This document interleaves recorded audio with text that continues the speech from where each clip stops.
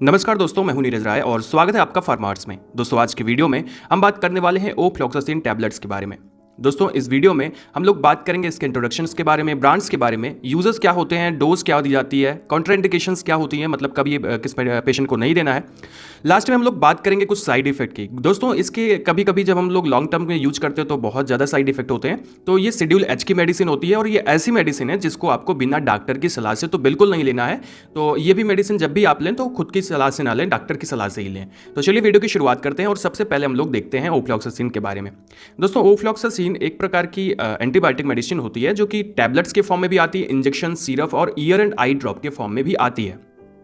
दोस्तों ओफ्लॉक्सासिन एक प्रकार का ब्रॉड स्पेक्ट्रम एंटीबायोटिक होता है जो कि ग्राम पॉजिटिव तथा ग्राम नेगेटिव बैक्टीरिया इन्फेक्शन में यूज किया जाता है।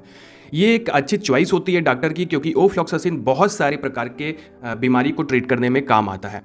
दोस्तों अगर इसकी बात करें तो ये कैसे काम करता है, तो इसका जो मोड ऑफ एक्शन होता है ये बैक्टीरिया के सेल डिवीजन को रोक देता है। और क्योंकि बैक्टीरिया का जब सेल डिवीजन रुक जाता है तो बैक्टीरिया ग्रो नहीं कर पाता है और बैक्टीरिया अपने आप नष्ट हो जाता है। तो ये इसका कुछ काम करने का तरीका होता है।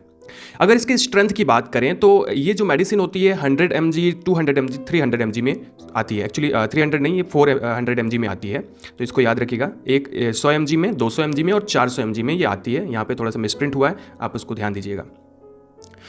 नेक्स्ट अगर हम बात करें इसके ब्रांड्स के बारे में, क्योंकि ये बहुत सारे ब्रांड्स में आती है, तो जो कॉमन ब्रांड्स हैं वो हैं जेनफ्लॉक्स, जेडो के नाम से आती है, जोशिन के नाम से भी आती है, सिनॉक्स के नाम से आती है, ओफ्लॉक्स के नाम से आती है। एक्चुअली ये कुछ कॉमन ब्रांड्स हैं जो कि हमारे यहाँ तो यूज़ होते हैं, पर आपके यहाँ अलग अलग ब्रांड्स हो सकते हैं। तो याद रखिएगा कि जब भी कोई ऐसी मेडिसिन आप लेने जाएं तो आप कोई भी ब्रांड ले सकते हैं जो डॉक्टर आपको दिए हैं। कोई ज़रूरी नहीं कि यही सारी ब्रांड्स, क्योंकि अलग अलग एरिया में अलग अलग ब्रांड्स होती हैं। ठीक है, अब इसकी अगर कीमत की बात करें तो इसकी जो कीमत होती है वो वेरिएट करती है, हर मेडिसिन की अपनी अपनी, हर ब्रांड की अपनी अपनी। ठीक है, तो बिल्कुल बहुत ज़्यादा महंगी नहीं होती है और बहुत ज़्यादा सस्ती भी नहीं होती है, इतना मान के चलिएगा। थोड़ा सा आगे बढ़ते हैं और इस टैबलेट के यूजेस के बारे में बात करते हैं। दोस्तों अगर ओफ्लॉक्सासिन टैबलेट्स के बारे में बात करें तो एक्चुअली जैसा कि मैंने बताया कि एक एंटीबायोटिक होती है, तो जो बैक्टीरियल इन्फेक्शन है उनमें हम लोग यूज करते हैं, क्योंकि ग्राम पॉजिटिव और ग्राम नेगेटिव बैक्टीरिया ही होते हैं और वही आदमी को बीमार करते हैं। तो लगभग हर प्रकार के बैक्टीरियल इन्फेक्शन में इनका यूज हम लोग कर लेते हैं। पर जो है नेचुरली हम लोग कहाँ कहाँ करते हैं, तो चलिए देख लेते हैं। सबसे पहला है लंग इन्फेक्शन, आपके फेफड़े के इन्फेक्शन में हम लोग इसका यूज करते हैं, जो कि होता है COPD। ठीक है, क्रॉनिक ऑब्स्ट्रक्टिव पल्मोनरी डिजीज होता है COPD, और इसमें हम लोग ओफ्लॉक्सासिन का यूज करते हैं। इसमें एक तरह से कह सकते हो आपका जो फेफड़ा है उसमें डिजनरेशन होने लगता है। बड़ी बीमारी है, अगर उसके बारे में डिटेल करेंगे तो वीडियो बहुत लंबा होगा। उसके बाद हम लोग इसका न्यूमोनिया में भी यूज करते हैं। अब आपको पता है न्यूमोनिया में आपके फेफड़े में पानी की शिकायत होती है, सांस लेने में दिक्कत होती है, चेस्ट में टाइटनेस होती है। तो ये सारी शिकायत अगर होती है तो न्यूमोनिया में हम लोग भी ओफ्लॉक्सासिन का भी यूज करते हैं। ठीक है, अगला होता है एपिडिडाइमाइटिस। एक्चुअली इसमें क्या है कि आपका जो एपिडिडाइमस है उसमें इन्फ्लामेशन हो जाता है। अब वो बैक्टीरियल इन्फेक्शन की वजह से होता है। अभी एक्चुअली मैं डायरेक्टली आपको बताऊं तो ये पुरुषों की एक बीमारी है जिसमें पुरुषों के वृषण मतलब टेस्टिस में स्वेलिंग हो जाती है। ठीक है, तो उसमें भी हम लोग ओफ्लॉक्सासिन का यूज करते हैं, जिससे एपिडिडाइमाइटिस बोलते हैं। अगला होता है प्रोस्टाइटिस। ये भी पुरुषों की बीमारी है, जो प्रोस्टेट ग्लैंड होती है, अगर उसमें इन्फ्लेमेशन होता है, बैक्टीरियल इन्फेक्शन होता है, तब हम लोग ओफ्लॉक्सासिन टैबलेट्स का यूज करते हैं। आपको बता दें किसी भी अंग के अंत में अगर आइटिस शब्द लगता है तो उसका मतलब होता है उस अंग में इन्फ्लेमेशन हुआ है। कहने का मतलब उस अंग में स्वेलिंग है, रेडनेस है और दर्द है। ठीक है, अगला जो हम यूज करते हैं इसे यूरिनरी ट्रैक इन्फेक्शन में यूज करते हैं, मतलब UTI में यूज करते हैं। जैसे अगर यूरेथ्रा, यूरिनरी ब्लैडर, इन सब में कोई प्रॉब्लम है, किडनी में कोई इन्फेक्शन है, बैक्टीरियल इन्फेक्शन, तब हम लोग ओफ्लॉक्सासिन टैबलेट्स का यूज करते हैं। दोस्तों अगला, अगर हम लोग इसका यूज डायरिया में भी कर सकते हैं। आपको पता है कि डायरिया जो है इन्फेक्शियस है, किसी बैक्टीरिया की वजह से अगर डायरिया हुई है तब हम लोग ज़्यादातर ओफ्लॉक्सासिन का यूज कर सकते हैं उसको ट्रीट करने के लिए। ओके, अगला होता है पेल्विक इन्फेक्शन। पेल्विक इन्फेक्शन या इसको हम लोग, हाँ, ये जो होता है फीमेल्स में होता है एक्चुअली, और इसमें कमर के नीचे, कमर में दर्द या फिर वेजाइनल डिस्चार्ज, ये सारी शिकायत देखने को मिलती है। तो उसमें हम लोग ओफ्लॉक्सासिन यूज कर सकते हैं। अगला होता है स्किन इन्फेक्शन। तो स्किन इन्फेक्शन में हम लोग एक्चुअली मतलब डर्मेटाइटिस जो होते हैं वो अक्सर ओफ्लॉक्सासिन टैबलेट्स का यूज करते हैं। ठीक है, तो स्किन इन्फेक्शन में यूज करते हैं। दो ऐसी बीमारी होती है, एक सिरोसिस और एक गोनोरिया। ठीक है, जो कि एक बैक्टीरियल इन्फेक्शन है, और सिफेलिस भी, ये भी बैक्टीरियल इन्फेक्शन है। पर यहाँ पर हम लोग ओफ्लॉक्सासिन का यूज़ नहीं करते हैं, क्योंकि ओफ्लॉक्सासिन उतनी अच्छे से काम वहाँ पे नहीं कर पाती है। क्यों नहीं कर पाती, ये रीज़न नहीं है, बस इतना समझिए कि कर नहीं पाती है। ठीक है, तो वहाँ पे हम लोग ओफ्लॉक्सासिन का यूज़ नहीं करते हैं। बाकी बहुत सारी जगह पे यूज किया जाता है। दोस्तों अगर हम बात करें इसके डोज की कि आखिर जो ओफ्लॉक्सासिन टैबलेट्स हैं वो दी कैसे जाती हैं, तो यहाँ पे मैं बता दूं कि सीवियरिटी, रोग की सीवियरिटी के आधार पर ये मेडिसिन की डोज अलग अलग हो जाती है।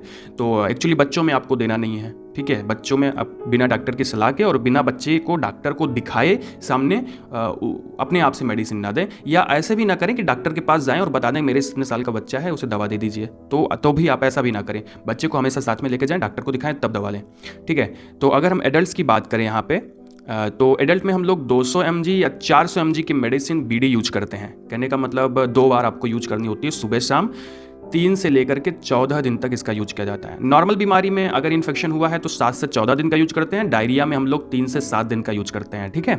मतलब ये मेडिसिन, और 200 mg कर सकते हैं या 400 mg कर सकते हैं। 200 mg नॉर्मल कंडीशन में यूज करते हैं, 400 mg हम लोग यूज करते हैं सीवियर कंडीशन में, और उससे भी ज़्यादा सीवियर कंडीशन है 400 mg से ज़्यादा भी मेडिसिन ये यूज की जाती है।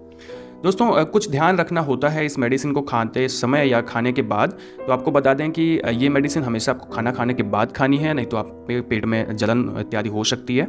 और इसका यूज़ कभी भी अल्कोहल के साथ में नहीं करना है, इसका यूज़ एंटासिड के साथ में नहीं करना है, और इस मेडिसिन को लेने के बाद को आपको ड्राइविंग नहीं करनी होती है, ठीक है, नहीं तो आपको समस्या आ सकती है।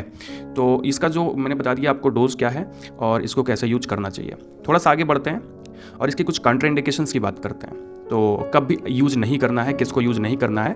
तो सबसे पहले अगर आपको ओफ्लॉक्सासिन या क्यूनिलॉन से थोड़ा भी एलर्जी है तो आप ये मेडिसिन यूज़ ना करें, अपने डॉक्टर से बताएं। दूसरा, अगर आपको लीवर प्रॉब्लम है तो इसका यूज़ ना करें। तीसरा, एपिलेप्सी की प्रॉब्लम है तब भी यूज़ ना करें। माइस्थेनिया ग्रेविस किसी कंडीशन में आपको हुआ है तब आप इसको यूज़ नहीं कर सकते हैं, और प्रेगनेंसी में इसे यूज़ ना करें, ठीक है। तो ये सारी ऐसी कंडीशन है जहाँ पे आपको इसको यूज़ नहीं करना है।